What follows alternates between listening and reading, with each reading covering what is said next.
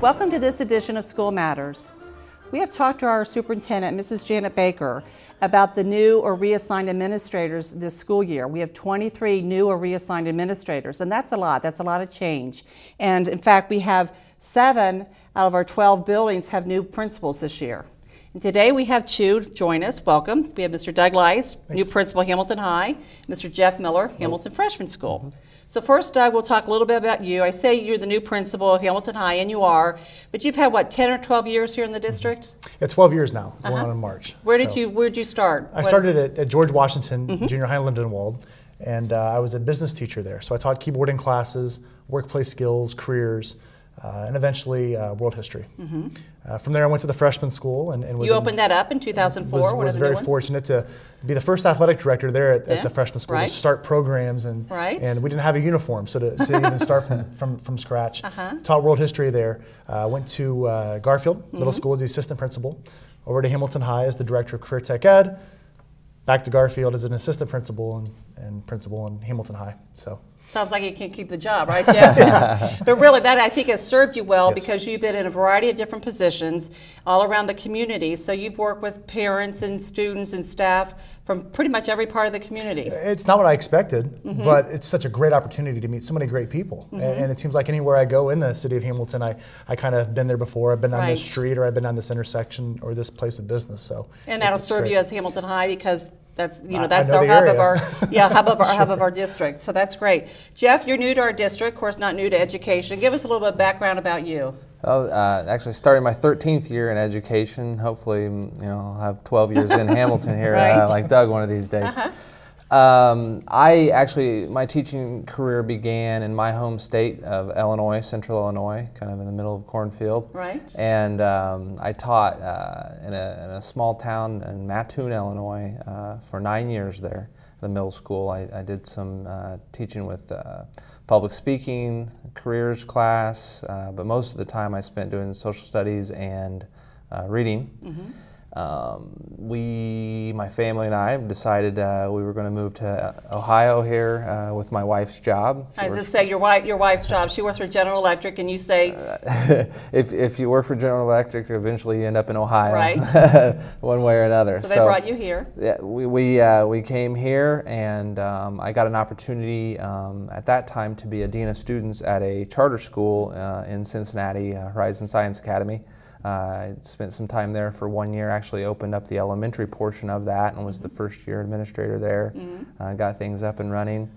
It was a great experience for me, and then got the opportunity to be an assistant principal in Oak Hill School District, where I served there for 3 years. Middle school or high school? I was at the elementary school level for for 1 year, I'm sorry, and then spent 2 years in a middle school, which is kind of where my background was in the teaching field.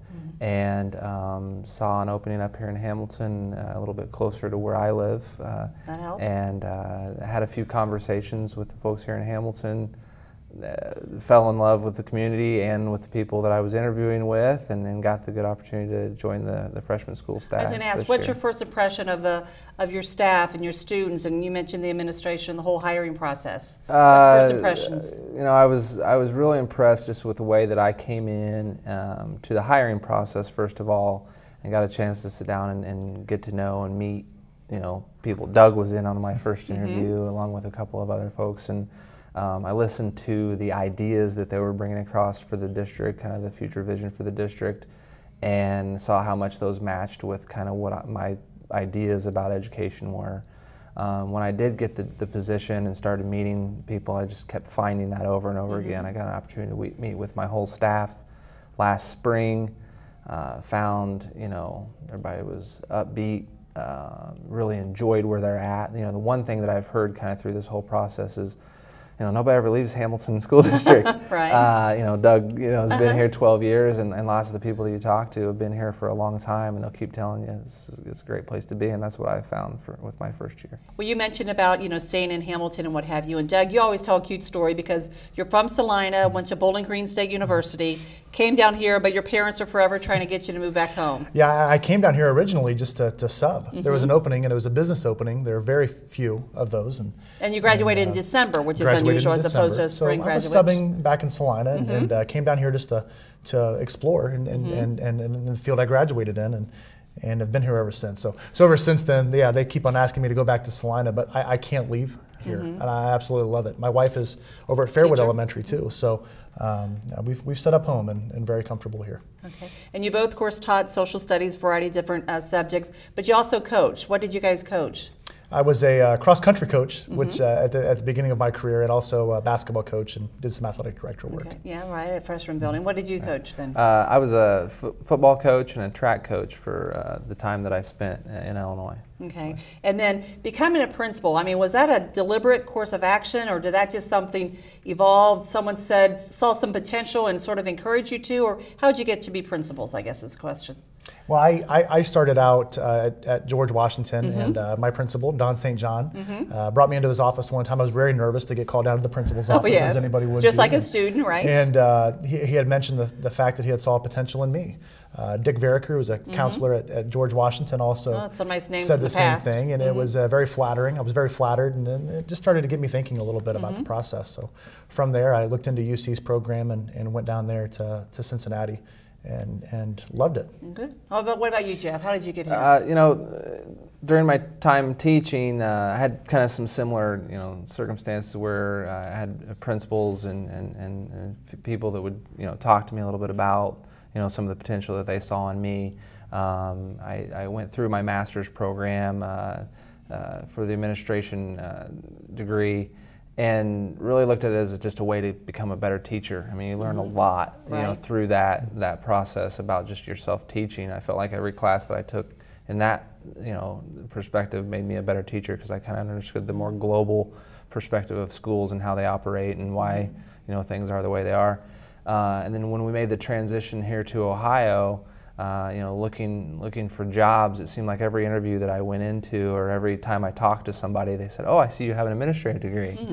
And the conversations really flowed in that direction. So I got the opportunity, like I said, at the charter school to be a dean of students, and I'm still really on the fence with it. I miss teaching still to this day. Miss being in the classroom, but when I had the opportunity to sit and work with a group of young teachers and kind of mentor them and kind of help them troubleshoot things that were going on in their classroom and give them suggestions, and saw those take those and impact kids, and see that I was having maybe a bigger footprint on the impact that I was having with a school. I enjoyed that, that sense, and kind of caught the bug and stayed with it ever since. Well, and you're right. You mentioned it. You guys still are teachers, but now you're working with the adults, with the teachers versus the students. So same concept. It's just different clientele, if you will.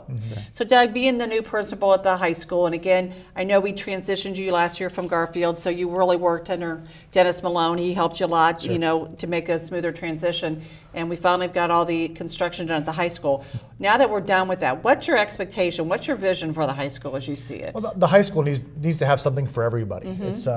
It's a place that if you decide you want to go right into a career, then we're going to get you on that way. If you decide that college is for you, a 2-year junior college or a 4-year university, we're going to have something to prepare you along the way. If military is something that you're interested in, we've got something for you there as well. So you're almost a land of opportunity. We just are. Just a little bit of everything. And it's great that our students have those opportunities, and I'm glad to be a part of that. And probably the biggest challenge is, and Jeff and I talked about that, getting the students on the right track where they want to be. Being at the freshman school, you're merging the two middle schools, Garfield and Wilson. They're 9th graders. It's their first year of high school credits. Is that hard to sell that to them, or do they understand that gosh, I'm in high school now? Yes. Or it depends on the student, perhaps. Absolutely. I mean, the students come to us at so many different levels of understanding of that, based on so many different factors. The middle schools that we have here in Hamilton are such a supportive environment with the teaming and some of the things that we do. And the students come over to our building, and it's the beginning of their high school career. Yet they're kind of on an island, away from their middle school, not quite at the high school yet. So one of the things that we really talk about with the staff, and one of our biggest goals, is transitioning those students from that middle school environment into a position where they'll be successful with all of the opportunities that they do have at the high school. And simple things like understanding credits. Understanding how the GPA kind of follows them and impacts them, is a big part of what we're trying to do to make sure that they're in a successful spot. The freshman year, notoriously is the toughest year, regardless of whether the school's separate or together. And we've got a nice opportunity to really transition them through in our building because the setup that we have. Well, we talk about the transition, and you want to have a cohesive or seamless one. Though now we do have some of the opportunity for the freshmen to come over to the high school with different classes and extracurricular activities. Explain a little bit about that. What's available for them? The last period of our school day, we've got an opportunity. We have, it's probably over 100 students get on buses and drive over to the high school and take some courses that are offered at the high school. French, Spanish, orchestra, band. There's the ROTC programs housed over there. So we have a lot of students, and I think that's a nice piece for us because we've got a lot of students that are going over there, getting a taste of that experience, bringing those experiences back, talking to their friends about it. So the big school's nice, not so scary. I not survived so scary, it. yeah. Right. They're able to kind of show that, and we can still kind of give that support as they're going over there. So. And Doug, we talked about college and career ready and life ready, and we have the career technical programs, which is great. But we also have a lot of strong AP and dual credits. Explain a little bit about that, how that works. We have some partnerships with Clark State for dual enrollment. We have some partnerships with Sinclair, Cincinnati, Miami. Dayton, we have opportunities to earn college credit while you're staying there at high school, in the high school. And that's pretty impressive. It is. What a great, you talk about saving some money for parents. That's tremendous great. Cost savings that you can go into maybe the mid-year of your freshman year or wipe out the majority of your freshman year while you're still here at Hamilton High. So those are opportunities that we didn't always have. Our Career Tech Ed Center used to be the old vocational education, maybe for students who maybe wouldn't want to go into college, and that's completely changed.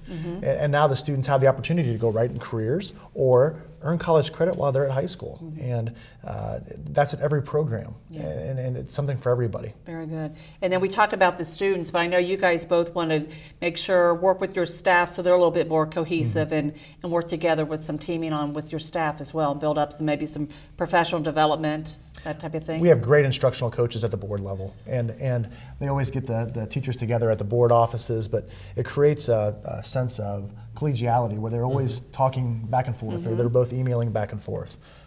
They're always throwing out different ideas of what they're doing. So there's vertical alignment between the two buildings. That's a big plus for us at the high school. Because again, you got to teach the students, but also the mindset of your staff at the freshman building. I'm a high school staff, even though I'm not physically at the high school campus. Ideally, you like to have them there, but our campus is so tight, and then plus with all the additions, we thought let's at least bring them all together as one group, from everyone around the city, and then they become a little stronger, class, and then move over to the high school. So I guess we really can't talk about education unless we talk about technology and how that has changed education just immensely. We do, of course, have a lot of computer labs, what have you, but I think what makes our district unique is that we give a lot of technology in the hands of our teachers, and they've been very creative with that. Absolutely. You walk into a classroom today, and every classroom that we have is full of technology at our teachers' disposal to use in different ways with document cameras, smart boards, and our teachers are skilled at using it. That's the important thing. I've always said, gosh, when I wish I was Why still didn't teaching. I have that, I didn't right? have those things. I remember putting one of the first projectors that got mounted in the ceiling in my school was in my classroom. Everybody was jealous of me. Now it's every classroom has it, and every teacher is using it every day.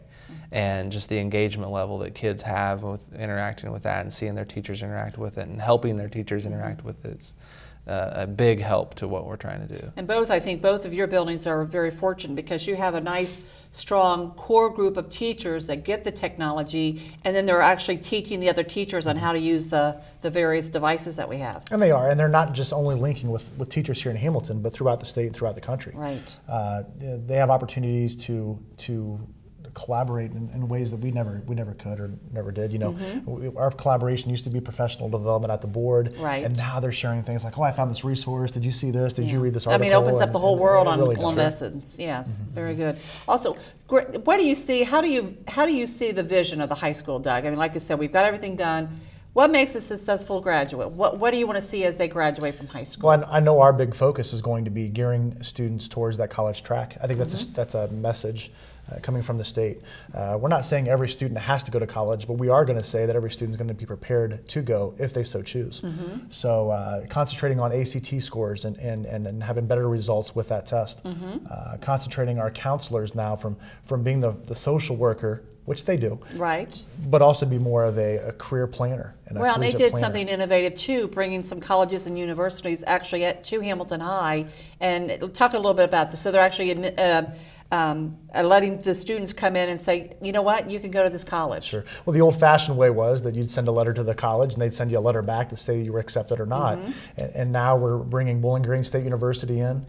Northern Kentucky was in, and some other schools, and they're actually coming to the high school. The students have applied to, and they're actually giving them their acceptance handshake. And a couple, I think, you got some scholarships too. And scholarships, and so they're getting the scholarships right there. So that's a nice phone call home to parents. When they hear the schools calling, they get a little nervous, and they think, hey, I just wanted to let you know your son or daughter's been accepted. And it's not only good for the student, but also the parent, because those admission forms and everything, that could be very, very daunting. And I think it's great for the parents that it makes it a little bit easier for them that, that somebody's actually sitting down with their student, going over everything. You can apply for this grant, you got this scholarship, your ACT will, help you with that. So I think it helps.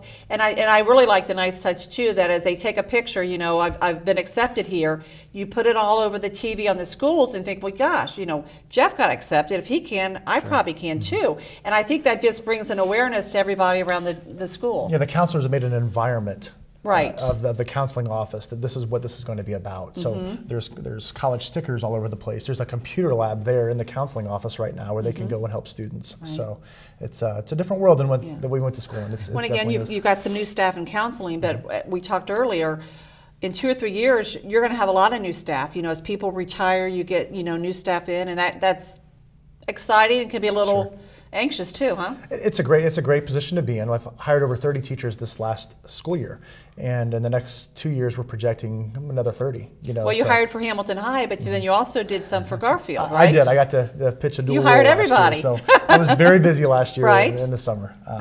But it's great to see some of that youthful energy come in with new ideas. It's fantastic, the veterans that we have that can come through and work with those teachers and role model for them a little bit. Yeah, well, you always say it's nice to have a nice mix of the veteran teachers, been around, they know what's going on, but then the younger teachers, have some new and fresh ideas, and so it's neat to see them sort of merge and bounce the ideas off of each other. It's a great work environment, it really is. Absolutely. I've seen that in my building, quite a bit. I didn't have quite the turnover that Doug did this year.